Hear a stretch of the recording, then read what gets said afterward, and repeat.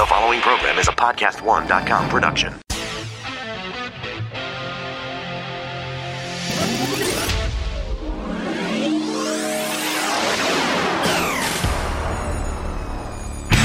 Your healthy radio addiction starts now. Power to the people! The Laura Ingraham Show. I wanna fly like an eagle to the sea. Fly like an eagle, let my spirit carry me. I want to fly like an eagle.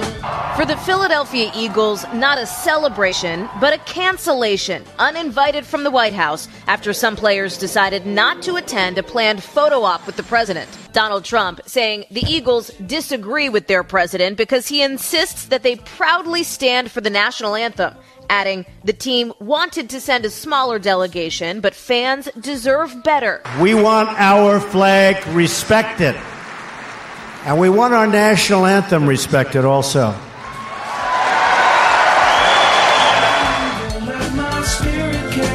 Well, you never know what Trump's going to do. Well, they decided to, try to embarrass him, and he decided, I'm not playing this game. We're going to bring the people in, bring the fans in, and we don't need we don't need all the drama with Philadelphia. Well, what is wrong with these players?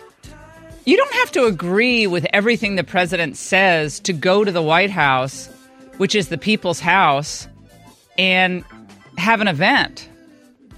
I mean, plenty of people went to be with Obama, even though they thought Obama was destroying healthcare and doing all the other things that were nightmarish.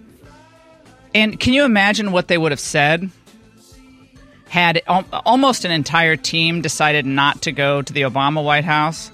They would have said it was racist. They would have said it was mean-spirited. They would have said it was un-American. I mean, it would have been the end-all of end-alls. And I know there were a couple of people here and there, I guess, professional athletes who didn't go to the big championship events at the White House, but not many. And so Trump is, I can imagine him sitting there in the Oval Office going, you know something, I'm just sick of this. Let's have a bit. You know what they should do? I was thinking, it'd be really fun to have an impromptu, touch football game on the White House lawn. They should bring in the local peewee football teams and I would bring in college teams again. And I'll tell you something, Nick Saban, when Alabama went, and I was there at the White House last month to celebrate the national championship, they stood proudly. They were patriotic. And it's not just because I'm an Alabama fan. Nick Saban doesn't put up with that stuff. I have no idea what political background Nick Saban has. I have no idea whether he's a Democrat or Republican. It's not about that. It's about America. It's about the country. And it's just wrong. It's wrong to do that. Now, if I were the president, I wouldn't have canceled the event for the players who did want to come. I'd actually celebrate the players that did want to come. I would have them at the White House and say, well, give my best to all your fellow players. Sorry they couldn't make it. Wish they were here. But was an incredible it was an incredible Super Bowl, and just so happy that those of you who came. Then you get the real moral high ground. I don't think canceling it I don't think it accomplishes much. It dominates the news cycle. Maybe that's what he wanted to do. I don't know. But I don't think it gets you very far, in my view. So he's rescinded their invitation, citing the national anthem protests and boycotts from some team members. The Eagles disagree with their president because he insists that they proudly stand for the national anthem, hand on heart, Trump said in a statement released last night. The Eagles wanted to send a smaller delegation, but the 1,000 fans planning to attend the event deserve better. The event will start at 3 p.m. is named the Celebration of America. Trump tweeted Tuesday morning that we will proudly be playing the national anthem and other wonderful music celebrating our country today, honoring America. NFL, no escaping to the locker rooms. Oh, that's funny. After the Eagles' victory in Super Bowl 52, several players said they would skip the visit. Safety Malcolm Jenkins, wide receiver Torrey Smith. Oh, that Chris Long, he came after me. Remember during the LeBron James thing? all said they did not plan to attend. At this point in time, there's so much that's been kind of swirling around this administration. I don't see it as beneficial at this moment to be visiting in a celebratory fashion, Jenkins said. What a moron. So Torrey Smith, defensive end Chris Long, all these people. Among those who were looking forward to the visit are head coach Doug Peterson and quarterback Carson Wentz. I think it's a cool way to receive the honor nationally and be recognized, Wentz said on May 22nd. I don't personally view it. I know some people do it. Everyone has their opinion on it, but don't view it as a political thing whatsoever. I don't mess with politics very often. You see, I'd like him to be at the White House today. I wish Carson Wentz was at the White House. He has the right idea. It's about the country. Eagles owner Jeff Lurie is considered one of the more liberal owners of the NFL. He gave money to Hillary Clinton, her campaign, and reportedly called Trump's presidency disastrous in a closed-door meeting. When asked about the possibility of a White House visit back in the owners' meeting in March, Lurie didn't want to talk about it. Well, Trump gets his back up on these things. What is your view on this? Do you think this was the right thing to do? I always think it's better to be bigger than this. If you're Trump, I mean, you're the president. I mean, these people are going to be, petty, and you don't have to be petty. And I get it that it's really annoying that these people have the wrong view. But I'm not sure you're going to convince many people that your view is the right view when you cancel it. I'd rather have had the people at the White House. And I'd personally recognize each player who came to the White House to celebrate the victory and do so the whole country can see. A lot of people weren't at the Philadelphia parade. They didn't get to walk the parade route. And now people would be able to see it. So I'm not wild about the cancellation. 855-40-LAURA. Chris Long, Howie Long's son, somehow he came out of Howie Long, who I don't think is a big liberal himself. But Chris Long said this. We need to come together, and if anybody really has an issue with somebody being an ally of somebody fighting for equality against white supremacy, I think that's sad. I don't think the president's done a good enough job of striking it down. I share that sentiment with a lot of people. You're listening to the Laura Ingraham Show, 855-40-LAURA. How many of you saw Chris Cuomo's debut show last night? God bless him. I'm just going to say God bless him. It was painful. I mean, the first shows are hard. I mean, you can't judge someone on the first show, but oh my gosh, it was. And Giuliani just also, I think he has to stop going on so many shows. I mean, he's overexposed. Giuliani does not need to go on every show that invites him on. I don't know why he's on every show. And talking about pardoning yourself, let me just say, if I were Trump's actual lawyer in the White House, I would not be happy. It's a total waste of time. Don't talk about pardoning. He's not going to pardon himself. He's not going to need to pardon himself. Don't even get that in people's minds. Then it's like, okay, you're like Nixon. I mean, come on. You don't need to go into that. I mean, I love Rudy, but come on. And then Cuomo tries to act like he's F. Lee Bailey last night. Well, you even got into that issue of pardoning. Okay, fine. No, that was painful. Painful. Canceling the Philadelphia Eagles visit. Well, what it does on the positive side is it does remind everybody that there is a contingent of people who are caught up in the celebutainment sports world who really don't share a lot in common with the average American. Even if they came from modest means, a lot of them get wrapped up into the latest left-wing cause of the day, which is sad because we don't watch them to hear politics. So it reminds people of that, and also reminds people of how far we've fallen if the national anthem itself becomes a matter of controversy. And Trump standing up for the flag, standing up for the national anthem is a great thing. But I don't know. I just think I like Carson Wentz. Bring him to the White House and have a fun time with him and a few others. I think it makes the Eagles look small that they didn't come. I don't know. I think it makes them look small. Now they're the victims now. Oh, well, the president is really petty. He's really petty now. What he's saying is unless you kneel to me, unless you pay homage to me as President of the United States, I'm going to disinvite you from the people's house. And that's not what the presidency is all about. The presidency is about every common person who looks up to that office and wants to be treated as an equal American. And he does not want to treat people equally. Only the people who support him are the people he considers real Americans. Oh, yeah, that's Jim Kenney. So let me get this straight. So Jim Kenney is basically saying that everybody should be going to the White House then. It's the people's house, right, Jim? He's the mayor of Philadelphia. So you're the mayor of Philadelphia. You say it's the people's house. Then why don't you encourage every Eagle to go to the White House? Why do you do that? It's not about bowing down to the president. He doesn't want you to disrespect the country, the flag, the anthem, which is what these bratty players are doing, using the excuse of Black Lives Matter or some other issue that they probably haven't even read up on. They just repeat whatever Colin Kaepernick says on any given day. And they think they're a member of a cool club by doing this. It's ridiculous. By the way, Bill Clinton keeps digging himself into a hole further. We'll get into that later. And primaries are underway in 8 states. We're going to talk to a really interesting California would-be congressman. He's the first Muslim Republican running for the House of Representatives. Very interesting. We're going to talk to him because California, Lord, do they need help.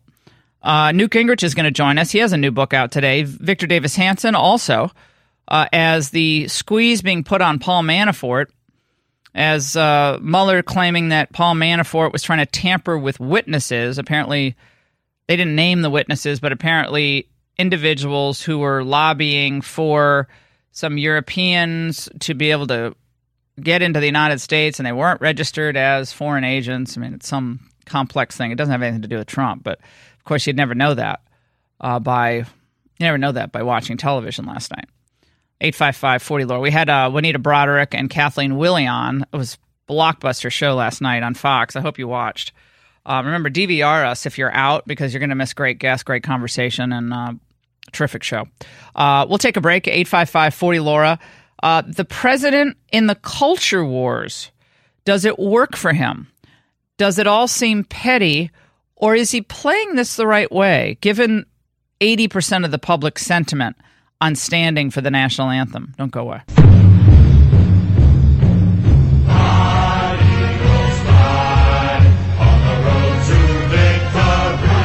Well, we seem to be a kind of a divided country. I think, as I said before, you can live in the best country in the world and try to improve it. Try to consider that maybe for some people they're looking through a lens where it isn't the best place to live. And, I think we got a lot of work to do. I can't, it's a long, long conversation. If you're one of the millions of Americans who suffer from muscle cramps in your legs or your feet, relief is finally in sight. TheraWorks Relief is a topical foam that's clinically proven to relieve muscle cramps fast. And with daily use, TheraWorks Relief can prevent muscle cramps before they even start. I recommend TheraWorks Relief to my family and friends, and the results speak for themselves. Now the word breakthrough gets tossed around easily these days, but TheraWorks Relief is the real deal. This is a life-changing product that, best of all, you don't even need a prescription for. TheraWorks Relief is my choice for preventing and relieving muscle cramps. Make it yours, too. Get TheraWorks Relief today at select CVS, Rite Aid, and Walgreens pharmacies, or at TheraWorksRelief.com. Talk to your pharmacist about TheraWorks Relief and experience relief from muscle cramps for yourself. That's TheraWorks Relief for your muscle cramps. And I am telling you, I'm not going. Do you feel that some of the players, even if they disagreed with the president, should have gone to the White House in a show of unity? I don't know how you make your case to a child who acts childish, who changes his opinion and his statements every single day, and who, frankly, frightens me more than I was frightened in 1968 during the height of the Vietnam War. The guy is just a scary guy. Hopefully, by the time he's gone, we can recover from this mess. It's a joke. I mean, it's a joke. They're all laughing about it. I laugh about it. Now, hold on. That's the mayor of Philadelphia. He's more afraid of Trump than during the Vietnam War. And what a buffoon. Oh, my goodness. What we don't understand is that these are the best arguments for Trump.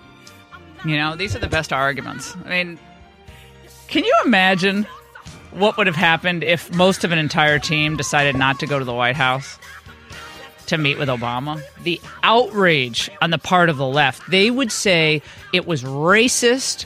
It was discriminatory. They want to take this team wants to take us back to the 1950s, pre-Brown versus Board of Education. It would have been a complete nightmare. Protests across the country. Oh, no, they would shut that team down. But this team, we're all supposed to celebrate them. Let's go to Scott, Nevada, line 2. Scotty. Yes, good morning, Laura. Good morning. Go ahead. No good.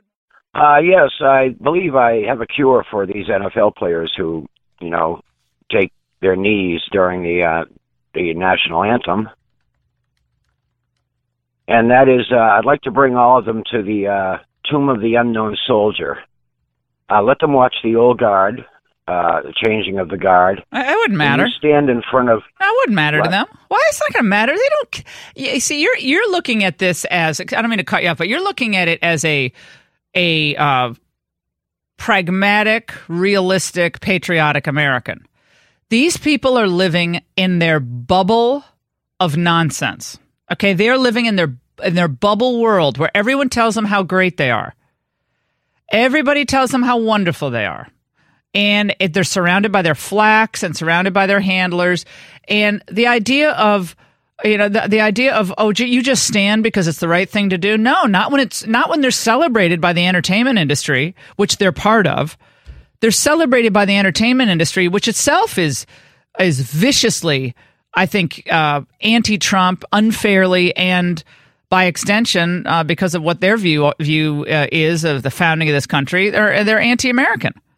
Anti-American when it comes to the U.S. founding. They think the founding of the country was inherently corrupt.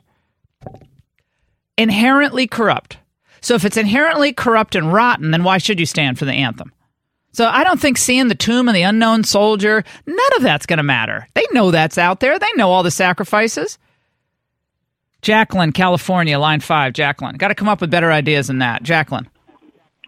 Hi, Laura. I completely agree with the president on this. In my opinion, I think either the Eagles go as a full team and stand there and honor the national anthem and stand there for the flag, or they don't go at all. I appreciate it. Let's go to Larice, line 1. Larice. Larice is still getting cleared. All right. Look, I think that in the end, most Americans see this as childish, bratty, and petty. Okay? Childish and bratty and petty. So, you can't stand for the 3 minutes or 4 minutes for the anthem. If you want to go protest somewhere else. Larice, go ahead. Real quick. All right. People got to speak right away when they're cleared. All right. So you can protest peacefully on your own time. This is not about politics. This is about sports, and sports about patriotism when you play the national anthem. That's it. And this is where Trump wins every time. He wins on this argument. Victor Davis Hanson up next. Napa know-how. Keeping it simple is usually a good thing. And when it comes to rewards programs, keeping it simple is always a good thing. That's why we made the Napa Rewards program effortless. All you need is your phone number to start saving on the parts and tools you need. Then we automatically give you $5 off your next purchase for every 100 you spend. So start saving today with Napa Rewards. Quality parts, helpful people. That's Napa know-how. Napa know-how. In a white room with black curtains near the station. Athletes are American citizens who have the First Amendment right to express their views. I stand when the anthem is played with my hand over my heart because I'm a privileged white male. There are other people in this country the issues of this country has affected them differently, and they have a right to express their discontent. They have a right to express the fact that they are protesting against certain things, and no one has a right to take that away. And Donald Trump has tried to control the NFL. He's tried to control the thoughts of this country, and it's not working. The mayor of Philadelphia, doesn't he have enough on his hands in Philadelphia? Jim Kenney, leftist. Oh, as a man of white privilege. Oh, get out of town. I'm sorry, but I have no patience for these people. That's when I realize that, I hear these arguments, and they're so easy to bat away. It's almost boring. Victor Davis Hanson, brilliant, Hoover Institution fellow. He joins us now. Victor, it's great to talk to you. You have a great piece out we're going to get into in just a moment. But this most recent controversy, I probably would have not canceled the Philadelphia Eagles, but Trump's going to do what Trump's going to do. I would have just had whoever was come and look bigger than the rest of these other people. But nevertheless, he cancels their appearance. And still has people coming to the White House today. But you hear the left, they can't help themselves but to besmirch the national anthem and the founding of the country and what it stands for. Well, I think Trump, I wouldn't have done it either, but I think he understood that there was not going to be the whole team, and there would probably be some type of symbolic or iconic protest at the White House. And he just considered life's too short. And then Trump being Trump, he's got a cunning, and he understood that if you look at the polls of an NFL, they're not a sympathetic bunch because,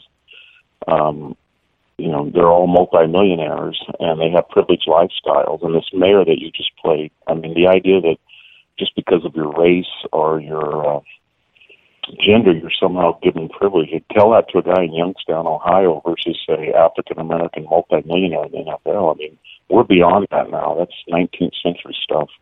And the left is clinging to it. I think Trump just thinks, I'm going to do what I want to do, and I'm not going to put up with some antics at the White House. And that's the way he does it. But he's got cunning, so he knew in advance that the polls would show him that the NFL has lost public support. More than 50% of the people are disapproving of it. They've lost 20% of their viewing audience. And there's something wrong there, Laura, because we've been told of disparate impact and proportional representation. So you have a league that's players are 70% African American, and the average salary is well over $1 million. And people just don't buy the fact that that cadre of athlete is somehow exploited or discriminated against because they don't have the occasion to show America. They don't want to stand for the national anthem. It's just a losing proposition for them, and Trump's rubbing their nose in it.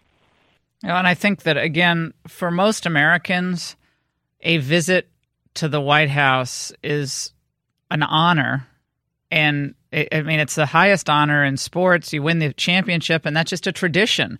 And like so many traditions in the country, the left wants to rip them down, shred them, take them down. And as they take them down, just like they pull down statues, make themselves feel better, they think that they're on some moral high horse. And I think regular working class Americans see it as just bratty and entitled and spoiled. And I just think they're digging themselves a hole on this. Yeah, I think so too. I think when you play the mayor's remarks, it reminded me of Mayor Bloomberg when he couldn't clear the streets of snow. He lectured on supersized Coca-Cola drinks. When they can't address an existential problem like the inner city or bankrupt pension systems or unlivable conditions on Market Street in San Francisco, the left's idea is to get some existential extraneous global warming or race relationships in the abstract and then get people fired up about it. But what drives them crazy, I think, about Trump is on meat and potatoes issues, unemployment, GDP, stock market, energy production, which really tangibly helps people in the real world. They don't have an answer for that, or they don't have a solution to do what he's doing, so they have to go to these cultural sort of sidebar issues, and they want to make them, and they don't know how to deal with Nancy Pelosi says low unemployment doesn't really matter. You want to say, well, if it was high, would it matter? So I don't think they have an answer for these existential things that Trump is dealing with, and so they have to go to peripheral areas. No, and it's something, I was reading a piece in Politico today, Victor, and I was thinking about you because in the piece they were talking about another issue that Trump has, I think, really solidified support around, and that's the idea of holding countries accountable who routinely either cheat on trade deals, subsidize their companies, their industries unfairly, IP theft, all these other things, and Trump's use of tariffs and how the old establishment in Washington, K Street, the lobbying people, establishment GOP like Bob Corker, the Bushes, the Koch brothers, they're all trying to stop these tariffs. And it's not working. I mean, most people support tariffs, especially against China. Maybe they don't know the European issue as well, but against China, they're wildly popular. But again, the disconnect between regular people and the old establishment, the old guard, which is why, again, Trump got elected. Yeah, and he's saying the world that you said was normal was abnormal, but you didn't know it was abnormal because you were so embedded in it. It took a guy from the outside to say the emperor has no clothes. Take Germany.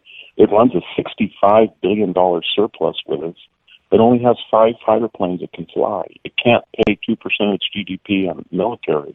So it's essentially saying in the United States, we're going to run a $65 billion surplus with you, tax your cars much more than you tax our cars that come in. But we're not going to pay 2% to face a NATO threat that would be on our borders likely from Putin. But you're going to pay 65% of the NATO, and that's just the way it is. It's not negotiable. And if you try to negotiate, we're going to call you a protectionist or you're a threat to NATO or the European project.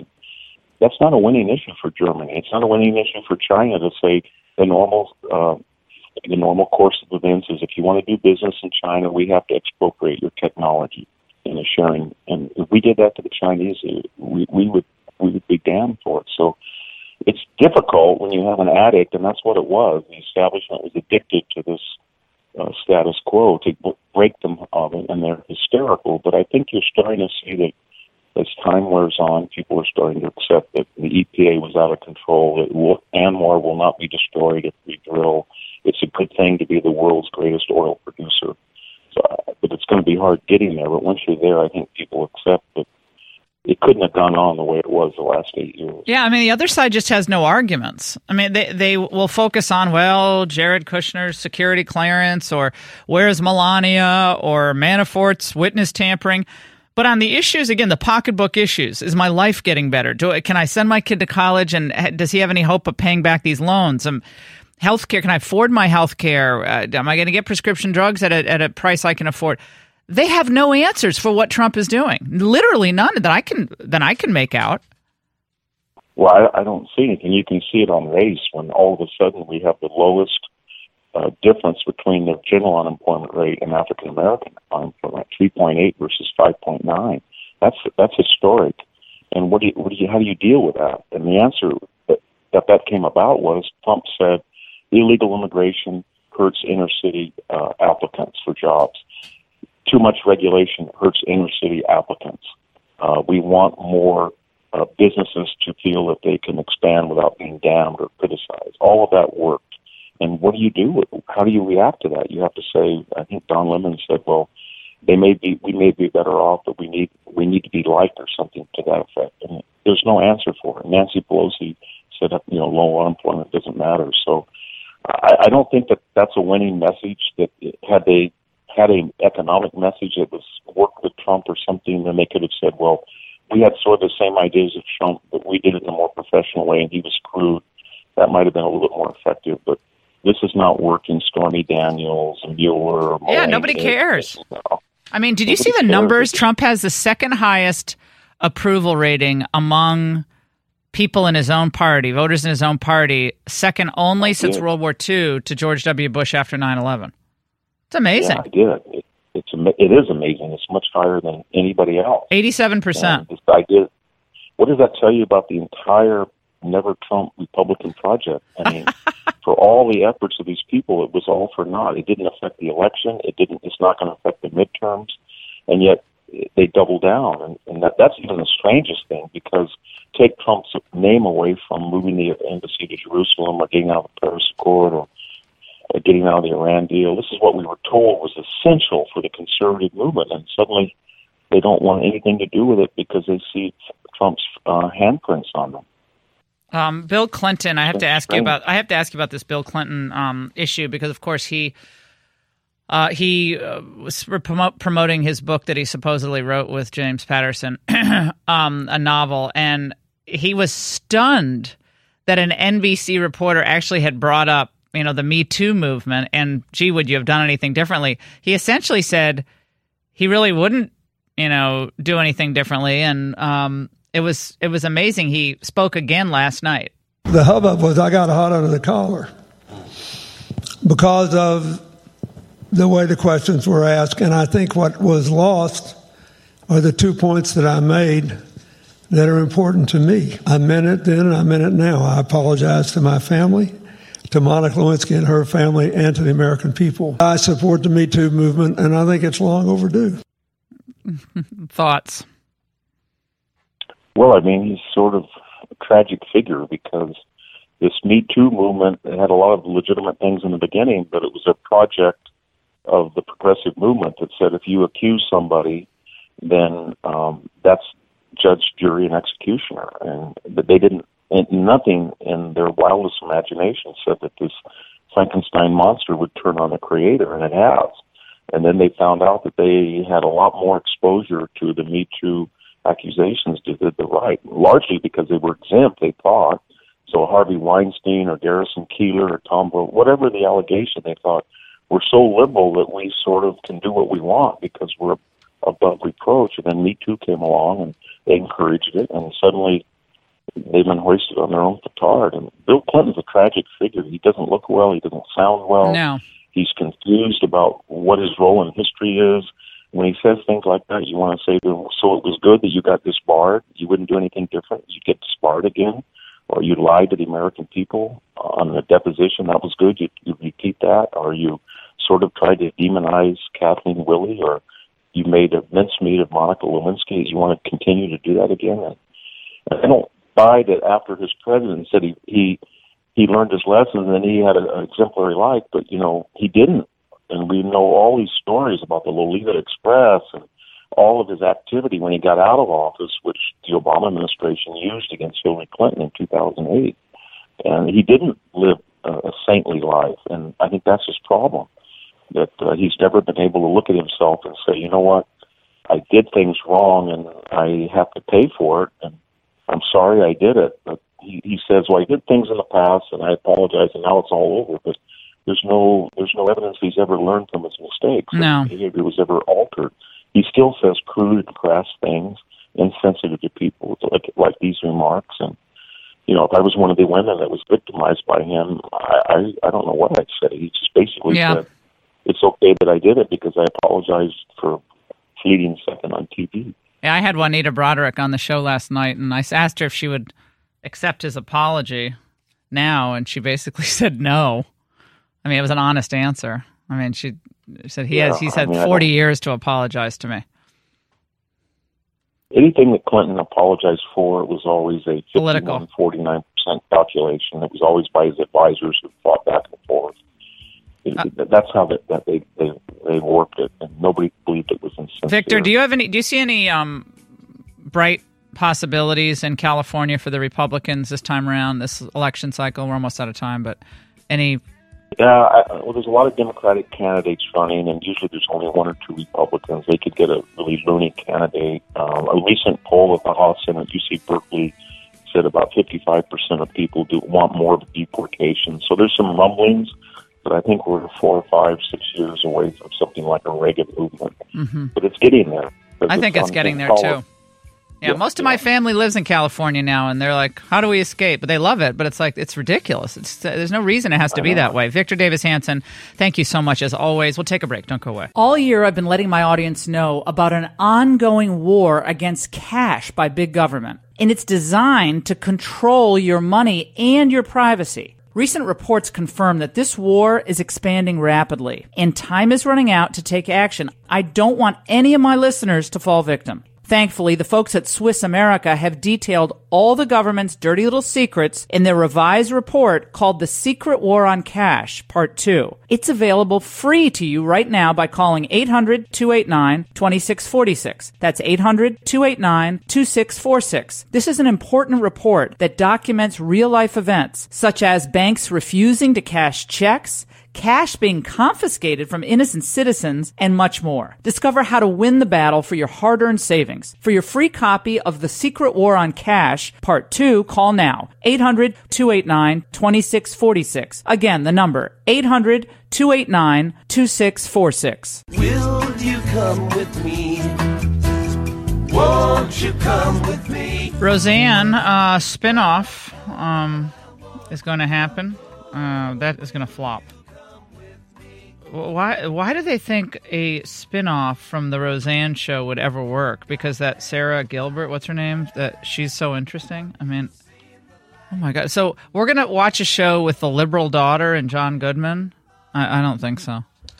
It's look, the double standard between the Samantha Bee comments, the Roseanne tweet. Samantha Bee stays on the air, gets a few advertisers suspending her from her show, but basically there's almost nobody in Hollywood who comes out and condemns her. I mean, who really does? Not many.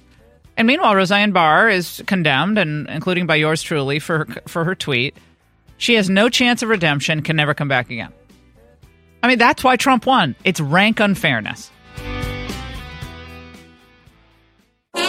Here at Podcast One, we love hearing from you. We read every tweet and comment you send our way, so don't miss your chance to take our summer listener survey. Just go to podcastone.com and click on the survey banner, or go to podcastone.com/mysurvey. It only takes a few minutes, and it gives you the opportunity to make a direct impact on your favorite shows. Tell us how you really feel, so we can get to know you better. We value your thoughts and participation, so check out the survey at podcastone.com/mysurvey, or click on the survey banner on podcastone.com.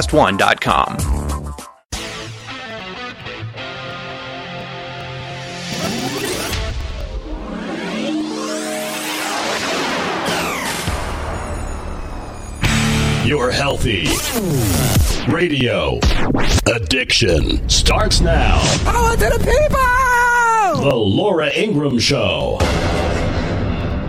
Everything falls apart. Then I get to try to put it back together. Yeah, it falls apart. Let me say it bluntly. The Democratic Party is in a civil war between the moderates, a shrinking group that I speak for and represent in my own way, and the surging progressives who represent basically socialism and a series of policies that guarantees outcomes rather than opportunities. I think it's bad for America, bad for the Democratic Party, and I think you're right. And sadly, all that was good about what we were able to do in the 90s has disappeared.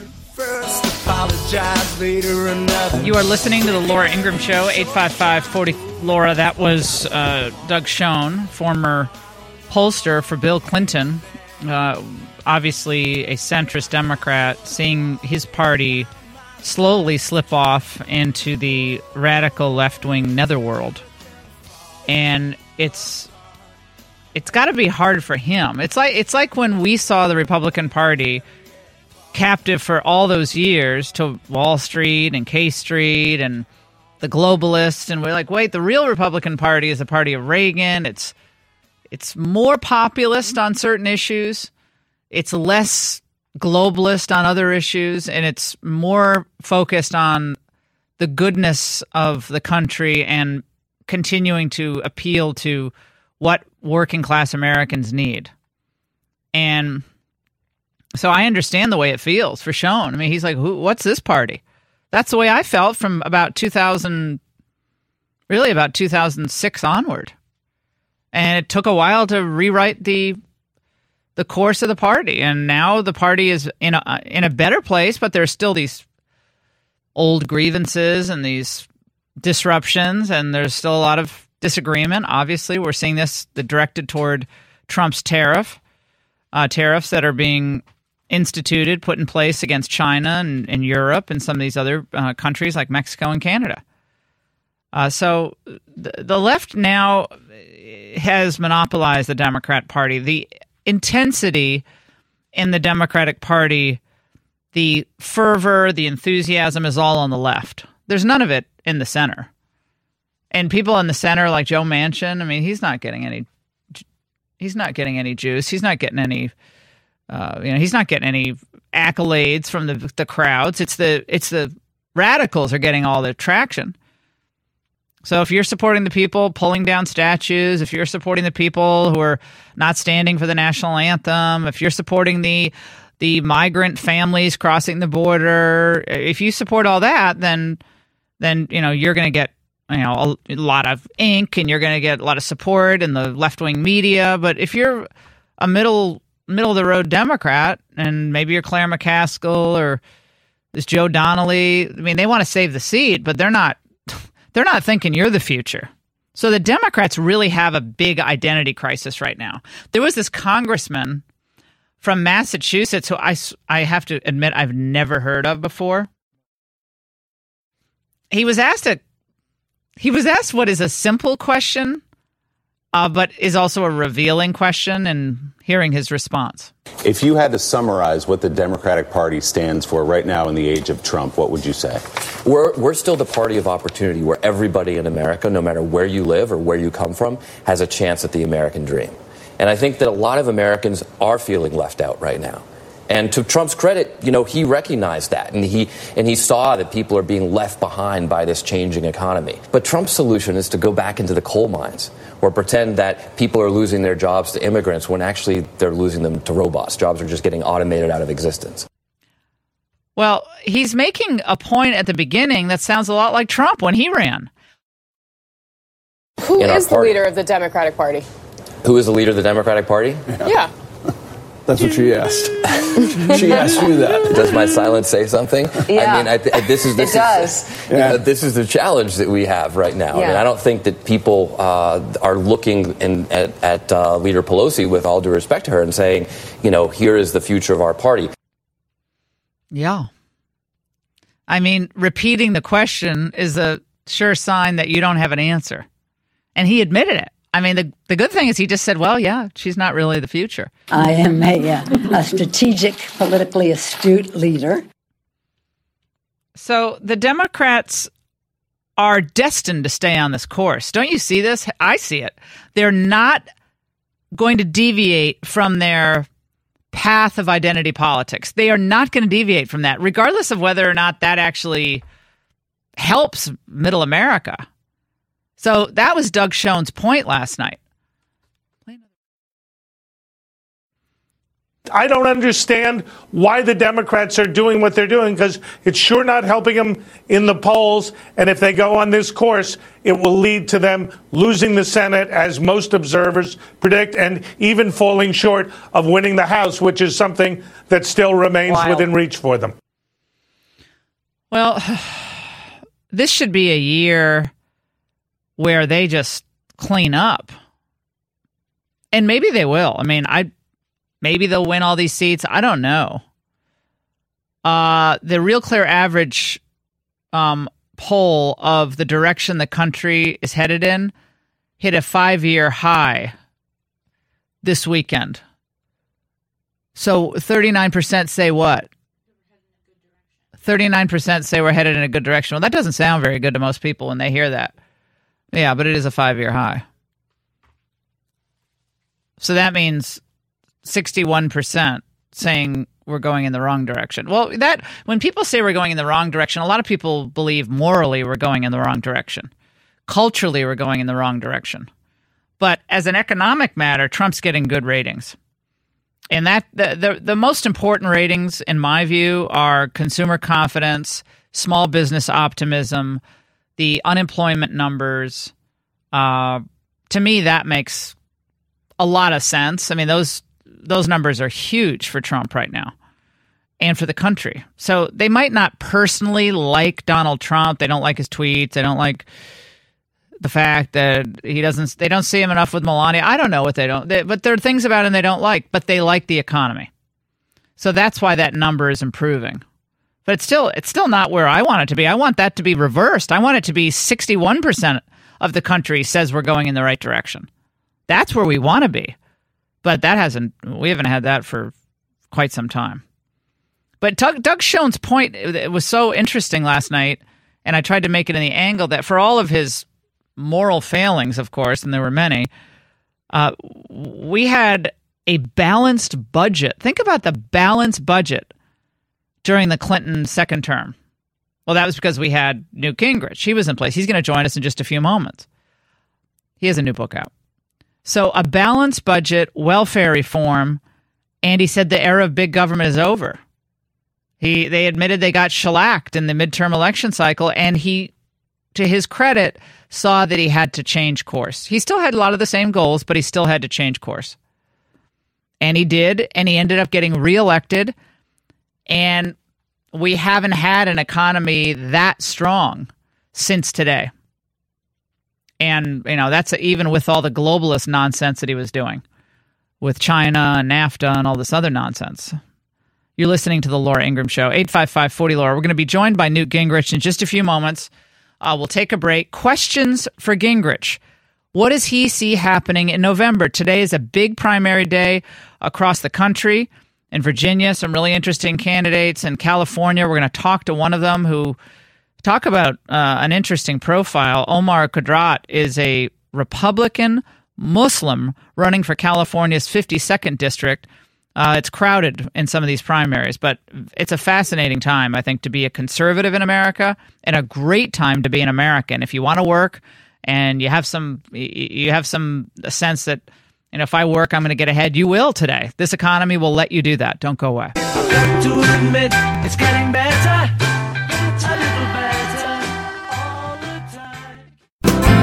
And you can't go back, and if you try and fail, looking up ahead, I see you rusting nails. This president has been an abject failure in any way you measure it. People entered this presidency being able to afford their gas, being able to afford their health insurance. They can't now. Also, their Social Security, their Medicare has been put at risk by this president. He has been a complete and total washout and a failure as domestic policy president. Having worked in the White House, what I'm amazed at is just like the flooding of decisions. Promise made, promise kept on issue after issue after issue. You usually don't see that. Presidents like to space it out, take a breath, and this president has just done, I had to write it all down. You can't keep track of it. No. There's so much getting done. So I agree with you. It's amazing. You are listening to The Laura Ingraham Show, 855-40-LAURA. That was Joel Payne, Democrat strategist, versus... who is that? Matt Schlapp, of course. Matt Schlapp gave Trump an A on domestic policy. Joel Payne gave the president an F. I mean, you just don't have any credibility in giving the president an F on domestic policy. That shows you the divide in the country, I guess. Joining us now, former Speaker of the House. His brand new book, just out today, Trump's America, fantastic read. What's happened in our country? And over the last couple of decades that led to the rise of Trump, and where are the possibilities today for a new, stronger, more economically prosperous America following Trump's more nationalist, populist policies? And Newt Gingrich joins us now. Newt, great to talk to you. How are you? Congrats on the book. Well, thank you. It's always great to talk to you. And I was with an old friend of yours last night, Lee Habib, who asked me to say hi to you. Oh, my old radio partner. So law school, radio, all the old haunts. Let's talk about Trump's America today, because to watch the press, we're all going to hell in a handbasket. Trump's disinviting the Eagles to the White House, and you got all the Black Lives Matter people upset, and the Black Power fists in the air. And meanwhile, we got the Real Clear Politics average today showing that Trump's up at 44%. And the right track, wrong track numbers are the best they've been in 5 years. Well, I think a couple things. First of all, part of the reason I wrote Trump's America was to just communicate how many things are happening that the elite media doesn't want to cover. I mean, take, for example, you have the lowest black unemployment in American history.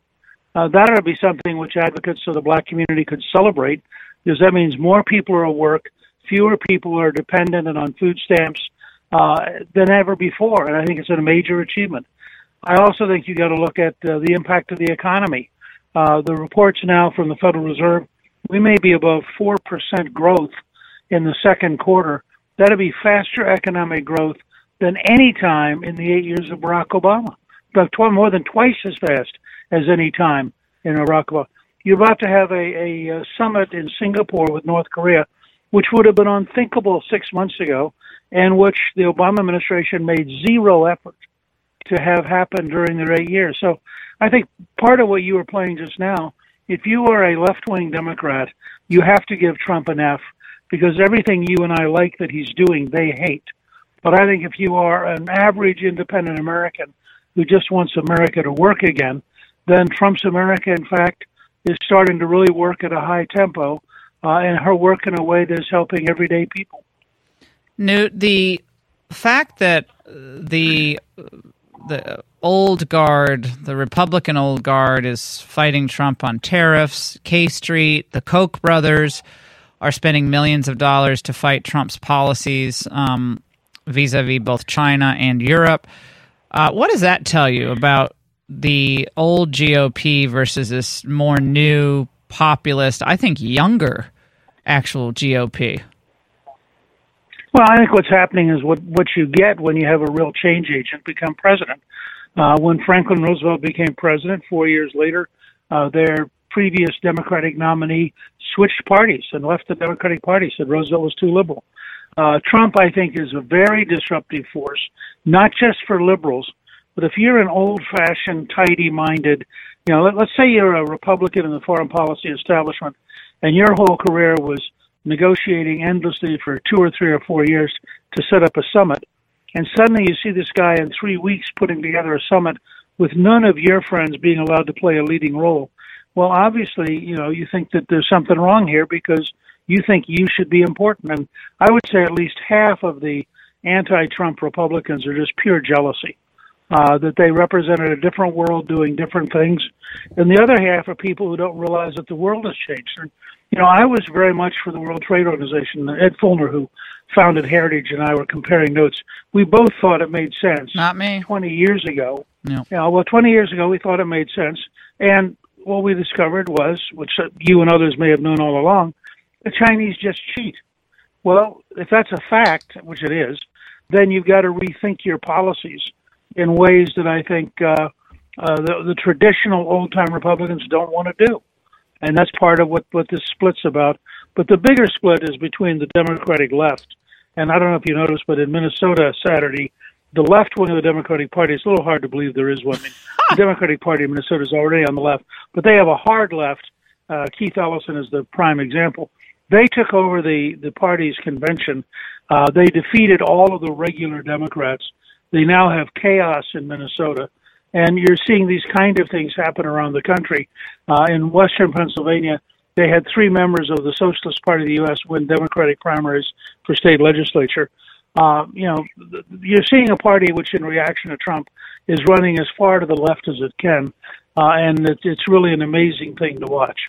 Well, and I think, again, the Democrats are obsessing over, when's the last time we saw Melania? Or, okay, Donald Trump's disinvited the Eagles, or, his latest tweet. And it really is true that Americans are they're so smart. I mean, they just tune out the stuff that's kind of stupid and side issues, and they focus on, okay, can I get my kids to college and maybe help them pay off their loans, or can I go, can I maybe go on vacation every summer for a week, or and if things are getting better, they're happier, and they just tune the media out. That's why CNN is cratering. That's why MSNBC is now left in the dust most nights by Fox. So even though they have a radical resistance, Newt, and as you titled it in your book, Trump's America is chugging forward. That's right, and I think this is very similar to what happened with Margaret Thatcher. That as you and I discussed one night on your TV show, which I have to say, one of the funniest moments recently I can remember was being with you when you showed Jim Clapper explaining that he didn't really like to use the word spy, and I couldn't help. I just broke up laughing. Oh no, that was good. I love it when you laugh. It's great. Well, but I think what happened was that the trauma of losing in 2016 was so deep, because they at 8:00 in the evening, every liberal in America had their champagne out. They were going to get Hillary a left-wing Supreme Court, and by 10 o'clock at night, not only had she lost, but oh my God, Donald Trump was it was over. And one of the brilliant things he does by tweeting every morning, every single liberal wakes up and is suddenly reminded he's still president. Yeah, he's still President. Trump's America. On our Facebook page, get this book today. Order it for friends. Newt Gingrich, thank you so much. Don't go away. All year, I've been letting my audience know about an ongoing war against cash by big government, and it's designed to control your money and your privacy. Recent reports confirm that this war is expanding rapidly, and time is running out to take action. I don't want any of my listeners to fall victim. Thankfully, the folks at Swiss America have detailed all the government's dirty little secrets in their revised report called The Secret War on Cash, Part 2. It's available free to you right now by calling 800-289-2646. That's 800-289-2646. This is an important report that documents real-life events, such as banks refusing to cash checks, cash being confiscated from innocent citizens, and much more. Discover how to win the battle for your hard-earned savings. For your free copy of The Secret War on Cash, Part 2, call now. 800-289-2646. Again, the number, 800-289-2646.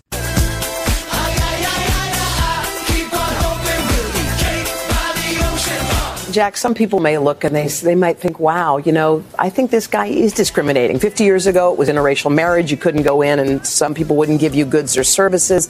And now this guy's doing that. What's your reaction to that? I don't discriminate against anybody. I serve everybody that comes in my shop. So I'll say again, I don't create cakes for every message that people ask me to create. So if a gay couple came in and said, we'd like some cupcakes for our Absolutely. wedding. I told these two men when they came to the store, I'll sell you cookies, brownies, birthday cakes. I'll make you custom cakes. But just not a wedding cake. A lot of people didn't realize that about this case that made its way to the Supreme Court. 7-2 ruling came down yesterday.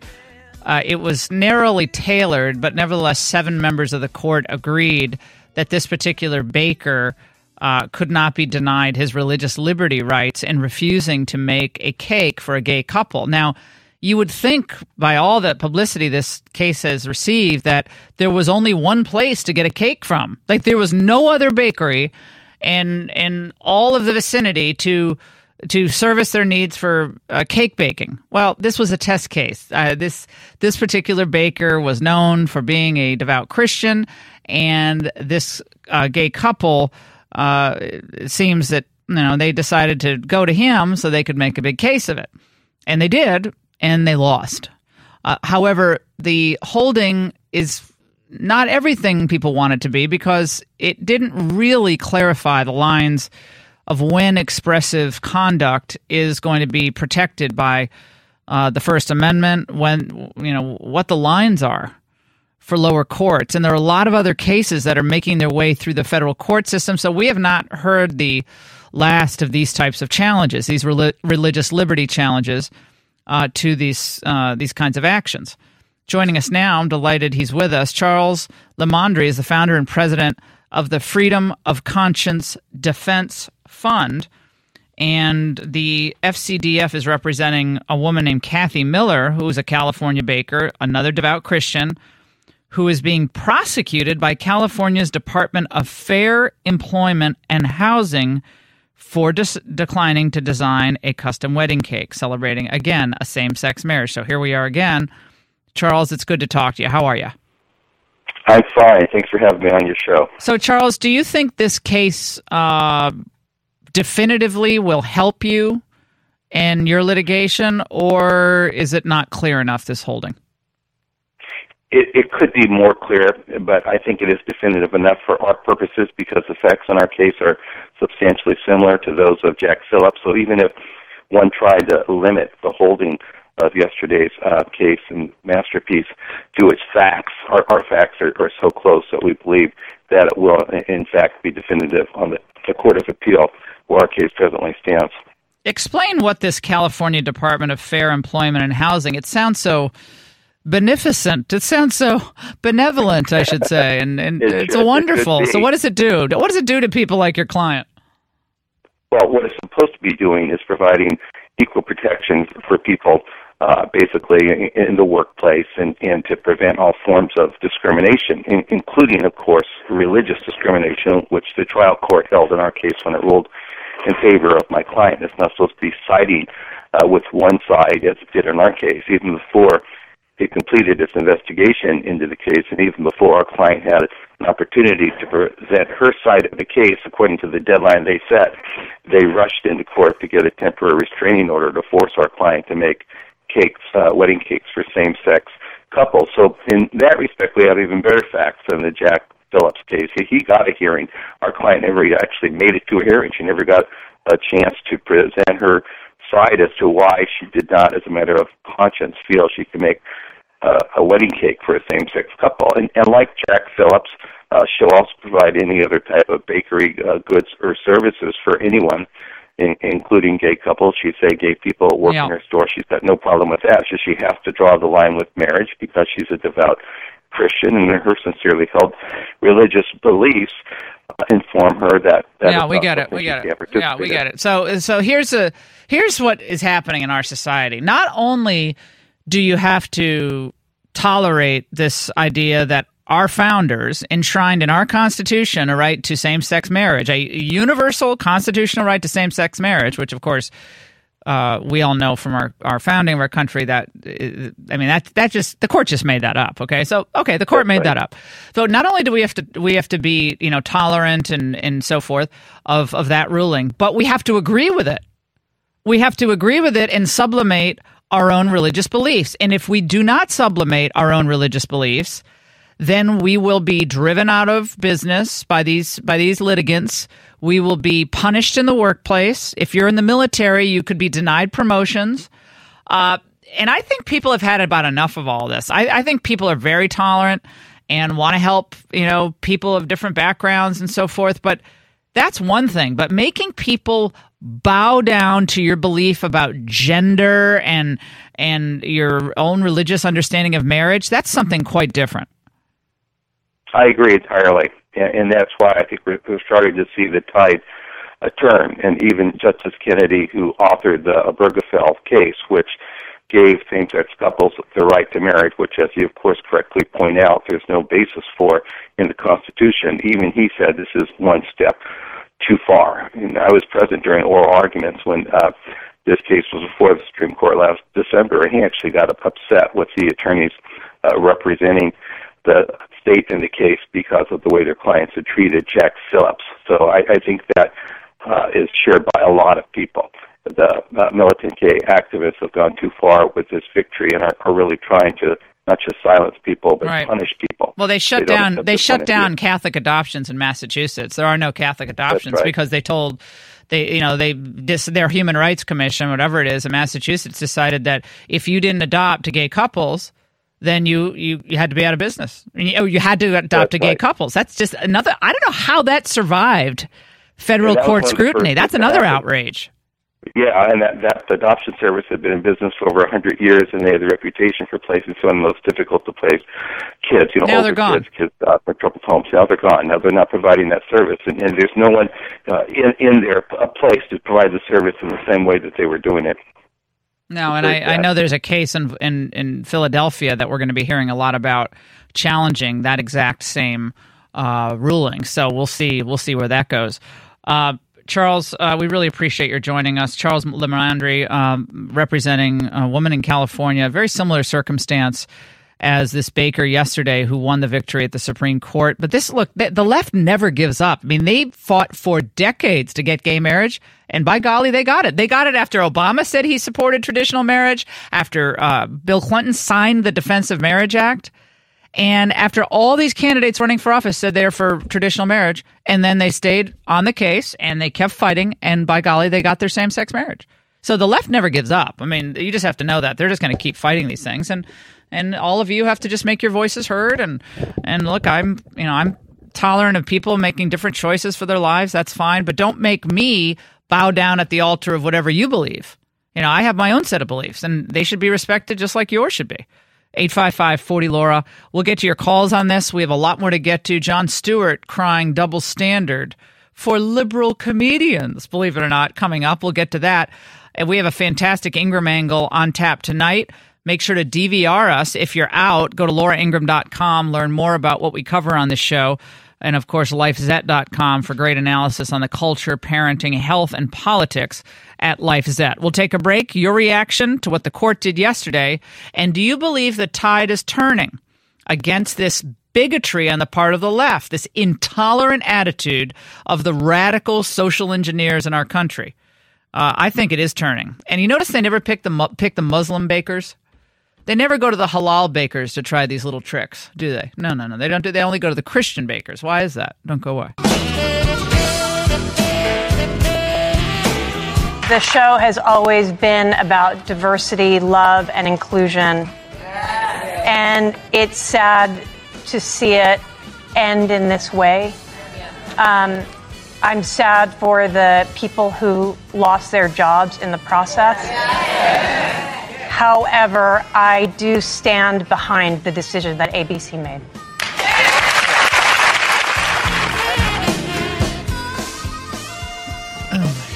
Oh my gosh. I'm so already over the Roseanne issue. But I mean, the double standard, this just all hurts the Democrats. See, this is what they don't understand out there in La La Land. California craziness, California collapse, whatever you want to call it. They don't understand that they're losing ground. They might have a stranglehold for now on California politically, but their way of doing things hasn't worked. We have, of course, continued like teen promiscuity. Now we have kids at age 5 and 6 saying they're different sexes than the ones they were born with and being injected with hormones, which is frankly a form of child abuse. They're doing all this wild stuff that they all say, oh, this is great, this is diversity, this is fantastic, this is inclusion. Most Americans look at this and they say, you're nuts. Okay. Roseanne was a wild card when they brought her to ABC. She had done all sorts of things online that were nutty. They knew it and they hired her anyway. So you're surprised when she apparently did not know that Valerie Jarrett was black and said that stupid joke about the movie that, you know, comes across rightly as racist to people. Are you surprised about that? Then you're really dumb. Okay. But most Americans listen to Samantha Bee or to the Sarah Gilbert, who's the daughter of Roseanne on that show. Oh, this show's always about diversity, inclusion. How about making people laugh? How about just telling a good story? How about keeping your politics out of entertainment? How about occasionally, as Roseanne understood innately, she did understand this, that there are millions of people out there who feel that the culture has turned on them. That Hollywood literally hates them, hates their guts. So Roseanne spoke to that slice of America, which is a big one, and it did well as a result. It wasn't a conservative show. It just happened to portray one character who was fairly conservative, who did come across as funny and fairly smart at times, and a good mother. So that's their idea of okay, we showed you what we can do. We put one character on a show who's conservative. One character, now that character's gone. And we're supposed to stand up and down and cheer because you say you're for diversity. You aren't for diversity. You happen to fall into the luckiest place on earth where you were attached to this Roseanne Barr character for a season. And you're going to get a big payout because you have a contract where they're going to have to pay you out. So Sarah Gilbert is lucky. Okay, she's not particularly talented, but she's lucky as all get out because she had the opportunity to work on a show that actually was, thank you very much, a little groundbreaking in today's liberal La La Land Hollywood. So forgive me if I'm not feeling bad for Sarah Gilbert losing her. You know something? Why don't you be brave enough? At least some people be brave enough in Hollywood. Try being brave enough to say, we don't represent a lot of America. That's why Americans are tuning out of network TV. We don't represent them. We ridicule them, call them racist, call them anti-gay, call them anti-immigrant, and we perpetually push premarital teen sex on people. Transgender kids at age 5 who don't even know who they are yet. We're pushing all these ideas on people through Hollywood that for many Americans, they say that's too much. Someone's an adult, they make their decisions, that's one thing. Don't tell my kids that my values are somehow twisted or bad. Don't come at me and tell my family that because we believe in God and we believe in a certain set of values, even if no one can ever live up to them, we believe in these ideals, that we're haters. We're not haters. We're trying to be good people, just like you are, but we're trying to be good people. People are tired of this. So Jon Stewart is claiming he participated in this Q&A at this comedy festival over the weekend, and he came to the defense of Samantha Bee. Big shock. Stewart said that the right sets up a moral code and then doesn't follow it. Yeah, because we all believe we're sinners. Of course, everyone's a hypocrite. We say we want to do something, we fall every day. Yeah, okay, so he's right about that. Everybody except Jesus Christ on the face of the earth is a flawed, sinful person. Yes, okay, he's right about that. So he says, well, they don't live up to it. In Stewart's case, he singles out Trump's hypocrisy because of Trump's own past behavior. They don't give a blank about the word the C word, he said. That is probably, he says, instead of please, I'm guessing. I don't know what that means. He says that instead of please. Oh, okay. He says Trump says that instead of the word please. The Daily Beast, Matt Wilstein, added that Stewart seemed to think the apology from B was a waste of time. Liberals can never make the right give up this we're the real victims game because it's a game, it's a strategy, and it's working. Oh, the right claim to be the victims? Oh, really? Okay, as someone who has gone through this myself with the, we're all victims, don't criticize us. The left is perpetually inventing new classes of victims. All we're saying is, don't malign us for what we believe, and then call us haters in the process. The victims are all on the left. Who's more prone to victimology, the left or the right? 855-40-LAURA. Thanks for listening to the Laura Ingraham Show podcast. Download new episodes every week at podcastone.com. That's podcastone.com. Welcome to the Dennis Miller Option. I remember Seagal came in some Alan Carr caftan or something, sat down with a Iroquois braid. I thought this could be a long week. Dana Carvey, ladies and gentlemen. Why don't you yell out for Steve out there? See if you can get him to come in like you're the real deal. Bulbous and engorged. Arnold's stronger than you. Your buttocks are like marshmallows compared to Arnold. It was like the horse broke its leg in the back straight away, put the tent up and put me down. It was so awkward. Remember to listen to new episodes of the Dennis Miller Option every Wednesday right here on Podcast One. Do it. Yeah. You can follow Dennis on Twitter at DennisDMZ, Instagram at Dennis Miller, and on Facebook he's at Real Dennis Miller. And by the way, I hide nothing here with the Dennis Miller podcast. What kind of mind thinks of this? I'm Rita Foley with an AP News Minute. Former Broward Sheriff's Deputy Scott Peterson is talking publicly for the first time about the Parkland, Florida high school shooting that left 17 people dead. He says he didn't get it right that day, but it wasn't because he didn't want to face the shooter, and it wasn't because he is a coward or was scared that he didn't go into the building, he tells NBC's Today Show. And he refers to the kids who were the shooting victims that day and the survivors as my kids. Knowing what I know, it's awful. I mean, like I said, it haunts me. He says he was working the whole time. A teenager is in jail accused in the shooting. The president has uninvited the Super Bowl champion Philadelphia Eagles to the White House today, but is staging a celebration of America featuring music provided by military bands and choruses.